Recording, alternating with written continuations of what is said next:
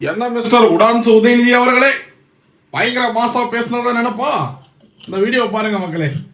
அதே மாதிரி இன்னொரு விஷயம், நேற்று முன்தினம் இந்த பேரவையில் பேசின நம்முடைய முதலமைச்சர் அவர்கள் தன்னுடைய டேபிளில் 3 ஃபைல்ஸ் இருப்பதாகவும் அந்த ஃபைல்ஸை அவர் திறந்து பார்க்க வச்சிடாதீங்க அப்படிங்கிற தோணியில் எங்களுடைய அரசை குற்றம் சாட்டுகின்ற வகையில் குறிப்பிட்டு பேசியிருக்கிறாரு. அந்த ஃபைல்ஸை நாங்கள் கேட்டுக்கொள்வது, தயவு செய்து அவர் திறந்து பார்க்க வேண்டும், அதன் மீது அவர் ஆக்ஷன் எடுக்க வேண்டும். எதற்காக பயப்படுறீங்க, எதற்காக காலம் தாழ்த்துறீங்க, இதையே 3 மாசமா சொல்லிட்டு இருக்கிறீங்க. ஜோசியக்கார சொன்னாதான் அந்த ஃபைல் திறந்து பார்ப்பீங்களா? நல்ல நேரம் அதை பார்த்துட்டு இருக்கீங்களா? சரி, நீங்க சொன்ன மாதிரியே இப்ப அண்ணா அந்த ஃபைலை திறக்கிறாருன்னு வச்சுக்கோங்க. கொத்து கொத்தா குச்சி உள்ள போடுவாரு.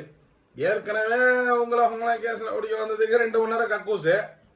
அங்க ஒருத்தர் மலேசியா சிங்கப்பூர் ஹாஸ்பிட்டல் அப்படின்னு, இன்னொருத்தர் பாட்டிலுக்கு 10 ரூபா அப்ஸ்காண்டு.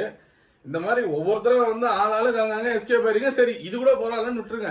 அங்கங்க கடையடைப்பு பண்றது, அப்புறம் ரோட்ல நான் தீ குளிக்கிறேன்னு கிளம்புறது, பொதுமக்களை சும்மா அது இதுன்னு பிரச்சனை கொடுக்கறது, இந்த மாதிரிலாம் குடைச்சல்லாம் நீங்க குடுப்பீங்கன்னு தெரிஞ்சுதான் அண்ணனும் சரி ஓகே கொஞ்சம் பொறுமையா அவங்கள வச்சு செய்யலான்னு பாத்துக்கிட்டு இருக்காரு. அவரு வேலாயுதம் படத்துல ஒரு டைலாக் சொல்லுவாரு, நான் சும்மாவே காட்டுன்னு காட்டுவேன், நீ காட்டுங்கிற காட்டாம தான் நல்லாவா இருக்கும் அப்படின்னு சொல்லி அண்ணா பட்டு கடுப்பாய் ஃபைல திறந்தாருன்னு வச்சுக்கோங்களேன், பிரச்சனை உங்களுக்கு தான். அதனால கொஞ்சம் அடக்கி வாசிங்க.